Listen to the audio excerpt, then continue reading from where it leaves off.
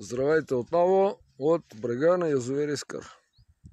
Времето е прекрасно, тихо, въобще не става за ветроходство. Не знам дали виждате тук лодката.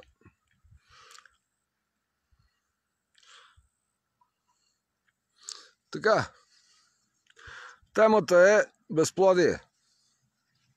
Дълго време отлагам, най-после ви дойде реда. Така, безплодието е огромен проблем, особено в днешно време. И става все по-голям проблем. Много са нашумели такива неща, като инвитро оплождане, които в някои случаи наистина имат място. Много рядко би трябвало да се практикува. Сега, какви са причините за безплодие? Първо, безплодието при мъжа. При мъжа проблема е в 1/3 от случаите на безплодие в семейството. 1/3. Съотношението горе-долу се е запазило през последните 30-40 години. Имаме все повече и мъжко безплодие. Говориме за недостатъчни по количество и непълноценни като качество сперматозоиди. Много е тъжно. Но е факт. Що се отнася до дамите, има един огромен проблем, който се нарича поликистозни яйчници.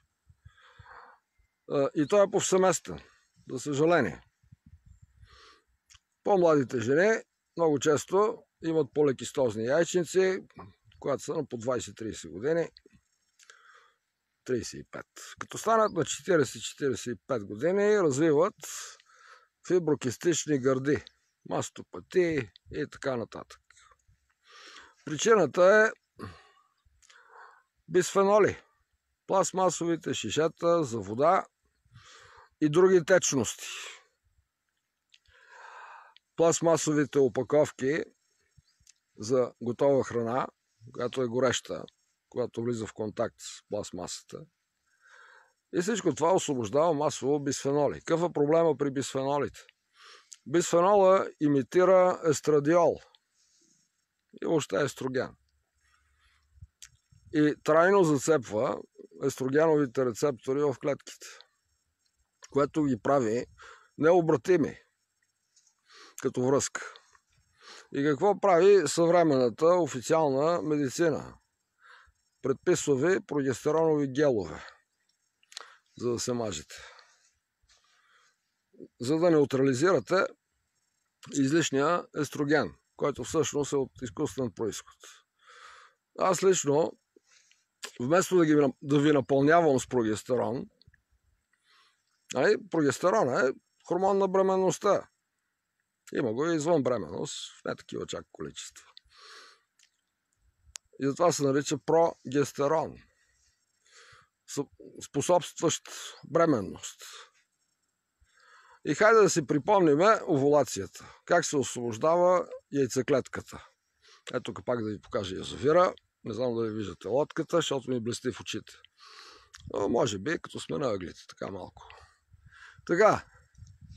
Значи образува се графов фоликул в един от двата яйчника, който расте, яйцеклетката е вътре. И в един момент се пука. И се освобождава яйцеклетка, това се нарича овулация. И тя си намира път през тръбата, и ако тръбите са проходими, там някъде в съответната тръба се среща с сперматозоиди, чиято функция е да оплодят. И няма да навлизам в технически подробности. Когато има овулация, на мястото на графовия фоликул се образува жълто тяло, корпус лутеум, който освобождава прогестерон, който в случай, че има бременност, я поддържа първите 3 месеца. Като стане на 3 месеца този плод, плацентата вече поема функциите по производство на прогестерон. И тогава жълтото тяло се събира. Вече няма нужда от него. Това е в най-общи линии. Когато няма овулация, се образува киста. Следващия месец Същото нещо от другата страна. Те обикновено двата яйчника се редуват ляво-дясно. И с течение на години, липса на овулация, т.е. това няма бременност, защото няма овулация, се образуват много кистички. Това на времето беше сравнително редко, когато бях млад акушер-гинеколог, говорим за 80-те години. И се наричаше синдром на Штайн-Левентал. И се правеха най-различни операции, клиновидна резекция на яйчници, фенестрация, да мек прозорчета в яйчниците и така нататък. След това фармакологията откри лекарството кломифен цитрат, който предизвикваше овулация, без да се налага да се използва хирургическия нож за целта. Това беше тогава. Но не беше много чест проблем. В днешно време положението е наистина лошо. Така, много ви моля, спрете да пиете вода от пластмасови шишета, които вероятно ги е пекло слънцето в някой склад с месеци или поне седмици наред и са пълни с бисфеноли. Същото пластмасово шише може спокойно да се ползва на стайна температура. Просто не бива да се нагрява над 30 градуса. Толкова е елементарно. Много ви моля, погрижете се за здравето си. Не пийте кафе от пластмасови чашки. Не дейте. Те, хартияните и те. И при тях има проблеми, но далеч по-малко. По-нататък говорим за инвитро оплождане. Той има своето място, което обаче е много ограничено. Като премахнете бисфенолите и другите отрови от храните и по някое време ще си има естествена овулация. И особено ако спермата на съпруга е в добро състояние, ще има оплождане и ще има бременност. Особено ако пък тръбите са проходими.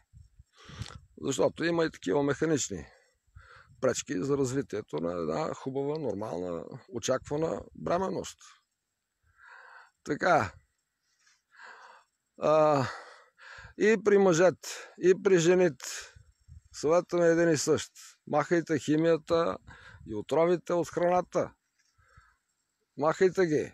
Ако имате проблеми с кръвна захар, решавайте ги. Махайте захарите. Махайте хляба, махайте ориза, картофите. И около 6 месеца обикновено отнема да се получи естествено зачатие по класическия способ на дедите и бабите, разбира се. Защото, нали, две страни трябва да участват. И това се нарича инвиво. Аз съм горещ негов привърженик. На времето ползвах и продължавам да препоръчвам инвиво за бременяване.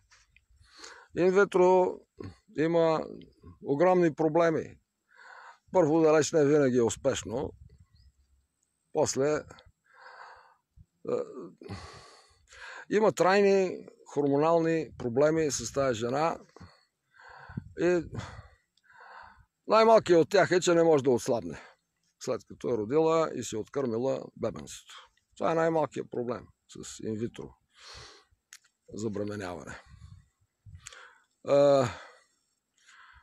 И ако обичате така феминистките, не се нахвърляйте върху мене, понеже това са фактите. Аз само ги озвучвам. От мен и от Язовир Искър ви желая приятен ден. Преди това, как му се сетих, проблема с изкуствените парфюми. Изкуствените парфюми маскират естествената миризма на хората. Казвам хората, понеже и мъжете вече се парфюмират. Не знам защо. Аз може би съм безнадежно остарял. Така, тези изкуствени парфюми, освен че причиняват страшно много проблеми с алергии и непоносимости, маскират естествените феромони, които ви карат да си разпознаете партньора, който естествено ви привлича. И след години лъжа, в един момент се вижда, че въобще не си пасвате. Това е функцията на феромоните. Да разберете дали този човек е съвместим, привлекателен. Има една тема за изкуствени феромони с цел привличане на противоположния пол. И това е същото нещо. Лъжа. Лъжата в един момент ще излезе на яве. И тогава ще има раздяла и отново един цикъл, следващата връзка. И тя не върви. Как ще върви, като всичко това е лъжа? Няма да върви. И така до безкрай. Много ви моля, ограничете тия изкуствени парфюми до абсолютния минимум, за да не кажа да ги изключите въобще. А за изкуствени феромони не дайте. Моля ви. Не дайте. И така, от мен и от Язовир Искър желая ви приказен слънчев ден. Всичко добро.